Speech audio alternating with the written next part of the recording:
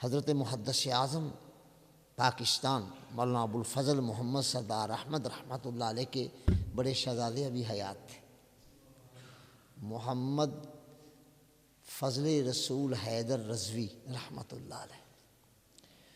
کل وہ پرسوں وہ رخصت ہوئے دنیا سے اور کل ان کا جنازہ ہو گیا۔ میں بھی الحمدللہ شامل ہو گیا تھا۔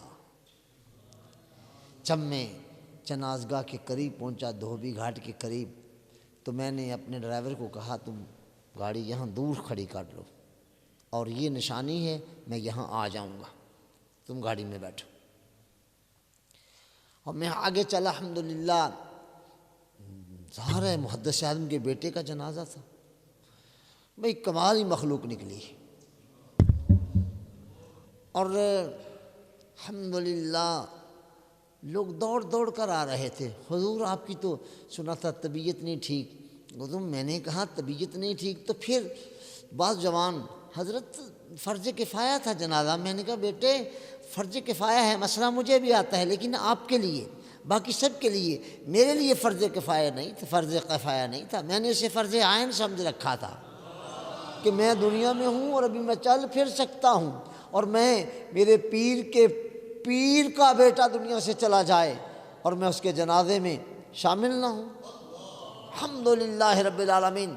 جس طرح لوگوں نے پھر، حالانکہ میرے ساتھ تو جماعت نہیں تھی نا، میں تو اکیلا ہی تھا، سچی بات ہے، اور جس طرح علماء نے اور جس طرح مشائخ نے میرا وہاں احترام کیا، اور ظاہر گزرنے کے راستے نہیں تھے تو میں ان کو کہتا کہ بیٹا تھوڑی سی رسی اوپر کر دو، میں نے گزرنا۔ الحمدللہ وہ اوپر کر دیتے، میں گزر جاتا اور آرام سے میں الحمدللہ سٹیج تک پہنچ گیا۔ اور جب میں وہاں پہنچا تو علماء کرام کا جمع غفیر تھا، اژدہام تھا، کیسا اژدہام علماء کا میں نے کبھی اس طرح جنازے میں نہیں دیکھا۔ جس جانب دیکھتا تھا بڑے بڑے اکابر علماء، بوڑھے بوڑھے علماء اکابر، میرے جیسے بوڑھے بوڑھے بھی جی۔ اور میری نظر پڑی تو ایک جوان عالم کھڑے تھے، میں نے کہا یار تجھے میں نے دیکھا ہوا۔ کہتے حضور آپ بھول جاتے ہیں، میں بشیر احمد یوسفی ہوں، میں مولانا مرید احمد یوسفی کا بیٹا ہوں۔ میں نے کہا بیٹے پھر ایسے کر لے، اب نہ یہ اجتہام میں مجھے ڈر لگ رہا ہے تو میرا ہاتھ تھام لے۔ کہتا حضور ہاتھ تو آپ نے تھامنا ہے۔ میں کہا لوگوں نے ایسا ہی سمجھنا ہے کہ میں تیرا ہاتھ پڑیا ہوا ہے، لیکن تو پھڑ لے میرا ہاتھ اج تے پتر دھکے لگے تے مینوں ڈگن نہ دیں۔ کہنا جی فکر نہ کرو۔ بہرحال 2-3 دھکے لگے، اس کا میں بیان نہیں کرتا۔ علماء کرام تھے اور علماء کے ساتھ کچھ دوسرے، وہ بھی چاہتے تھے ہم بھی زیارت کر لیں، ہم بھی چاہتے تھے ہمیں بھی کہیں جھلک نظر آ جائے باہر نہ ہو۔ پھر ایک جگہ پر میں نے انہیں کہا بیٹے اب ہم یہاں ٹھہر جاتے ہیں، تو انہوں نے یہ کیا کہ بھئی پہلے سپیکر چل رہا تھا، تو اس کے بعد انہوں نے کہا جی جنازہ کی نماز سپیکر میں نہیں ہوگی۔ مجھے کہنے لگے مولانا بشیر یوسفی صاحب کے حضرت اب یہ زمانہ، میں کیا چپ کر جاؤ، تینوں نہیں پتہ محدث اعظم دے پتر دا جنازہ ہے، یہ سپیکر چ پڑھا دین ساڈی تاں بھی امین، یہ سپیکر بند کر دین ساڈی تد بھی امین۔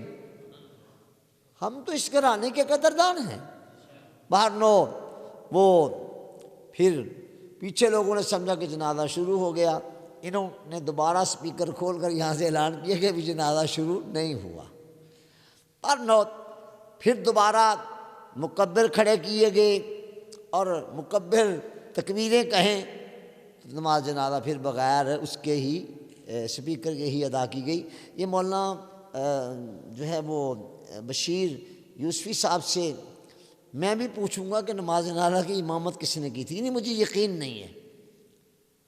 بہرنو جنازہ قابل داد تھا، لیکن ایک بات آج کہہ دوں، جنازہ قابل داد تھا، علماء بڑے بڑے تھے، اکابر تھے، اس میں کوئی شک نہیں، لیکن جو بازی خادم سے رضوی لے گیا وہ لے گیا بازی، وہ لے گیا بازی۔ پتہ نہیں مجھے یہاں یہ بات کہنی بھی چاہیے تھی کہ نہیں، لیکن میں نے کہہ دی، چونکہ وہ منظر بھی میں نے آنکھوں سے دیکھا تھا اور یہ منظر بھی میں نے آنکھوں سے دیکھا۔ بہرحال وہ بندہ کہتا تھا وڈے جنازے حکومتاں دی وجہ نال یا پیسیاں دی وجہ نال نہیں ہوندے وڈے جنازے رسول پاک دی نسبت نال ہوندے نے۔ بہرحال صاحبزادہ فضل رسول حیدر رضوی کا دنیا میں آنا بھی کمال تھا، چونکہ بڑے باپ کا بیٹا تھا اور بڑا آدمی تھا۔